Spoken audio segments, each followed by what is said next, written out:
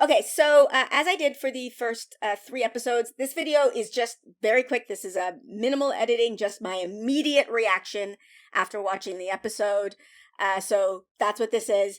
There are going to be spoilers through to the end of Eye of the World. So if you the book Eye of the World. So if you've read Eye of the World, you're good to watch this. If you haven't, it's not a lot of spoilers, but I don't like the idea of spoiling people. I hate spoilers, so I don't want to spoil other people. So I'm just putting that out there. And yeah, with that, let's jump into my reaction. Let's be nerdy, babe. Let's be nerdy, let's be nerdy. Let's be nerdy, babe. Let's be nerdy, babe. Let's be nerdy, let's be nerdy, babe.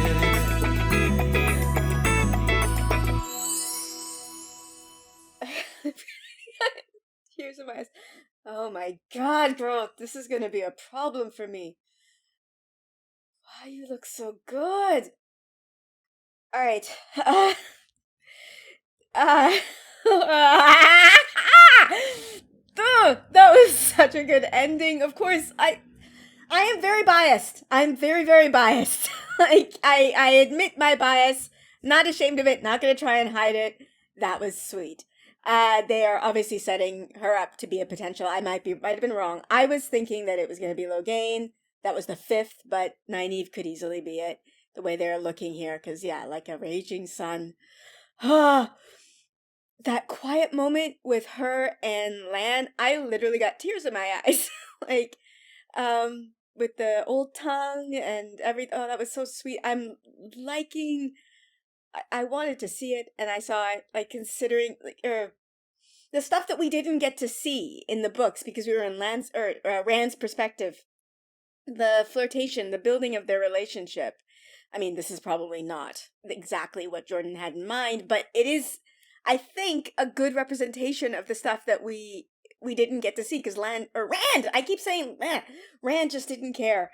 So yeah, that was a lovely. I'm like a raging sun. So good. Did you see her braids? Just her twists, just flying into the air. That was so cool. I also love the it makes perfect sense.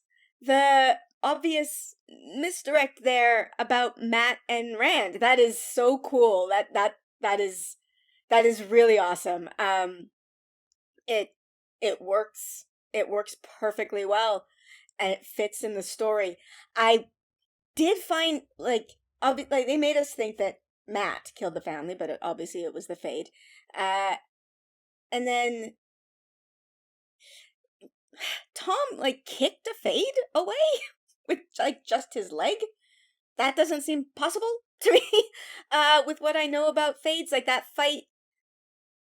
The Fade moved really, really fast, which was good, but Tom looked too effective in my mind.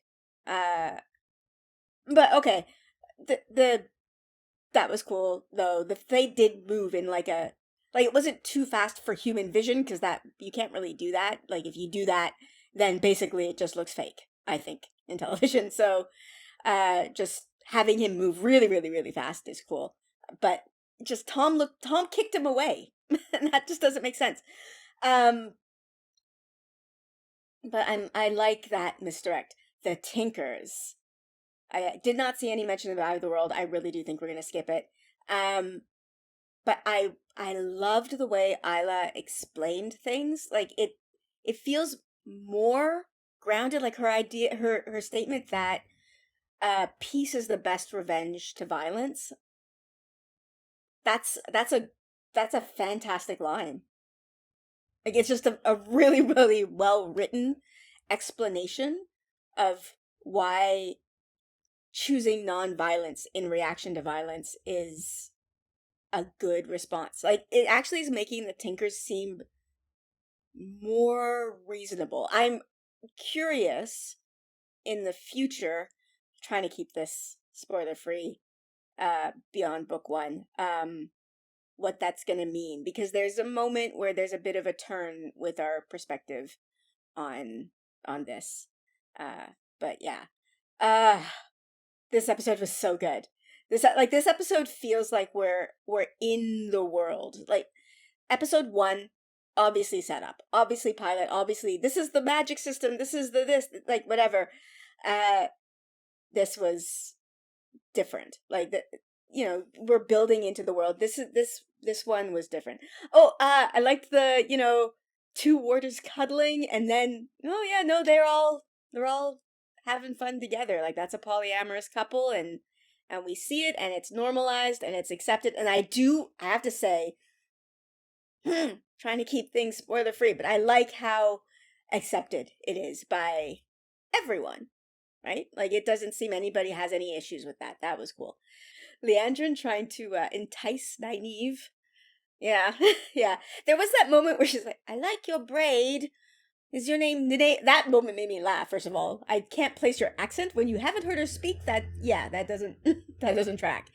But I did read in an article actually that I was quoted in that this could be seen as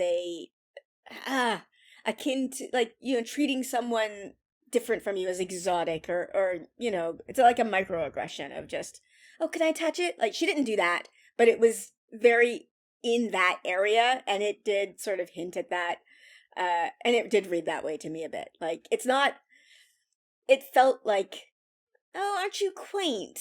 You have a braid and you're from a small town. You're so cute and quaint. Like, that was the perspective. But then she tried to lure her.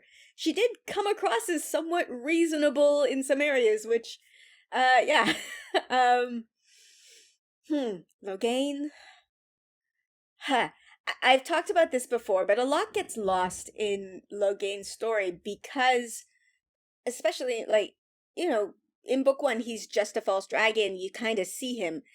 You don't realize, like, he started a war, right? And the King of Gaelden in this version followed him, but he still started a war because he thought he was a dragon. And yes, I know he believed he was right, but that believing you were right before you do something wrong doesn't mean that, oh, well, I forgive you because you thought you were right. Like, people died because of Logain, because he was wrong about this. If you start a war because you think your war is the right cause, and then it turns out, no, your war is the wrong cause, you still are responsible for starting the war. Like, people just let Logain get away with that in the fandom. They're just like, but he thought he would, like, they just forgive him for this. And no, even if you think you started a war, you started a war and people died. And so being held responsible for that is only fair, in my opinion. It's only fair. I'm gonna have to watch this one again. I mean, I say that like I haven't watched the first 3 episodes more times than I would care to admit. But I'm gonna watch like this again to pull more stuff out of it. I loved it. This one is the first one to me that feels like we're in it. Like the other, as I've said, every episode up until now has been getting better. I in my reviews, I like they've each gotten a better rating. But they also have each felt like they are still building. This one, there was still some world building that happened here, obviously. There was definitely world building in this episode. But it also felt like we have reached the point where we are now just telling the story, right? The world building is coming in. Oh, there was one moment that felt a bit too expository. There was just that one line, I think when Tom was saying it, that didn't feel natural. It felt like I'm having to say this in order to explain this, even though this is a thing Rand would already know. Forget exactly what it was, but there was one line that felt like that. But it was very minimal, and then it immediately turned into normalcy. Like it was like one line that I felt like, oh, that was odd, and then the next line was normal. I was like, oh, okay, fine. So perfectly fine with me. But this episode feels like we have hit the story where we are just getting into the story, and I really love that feeling.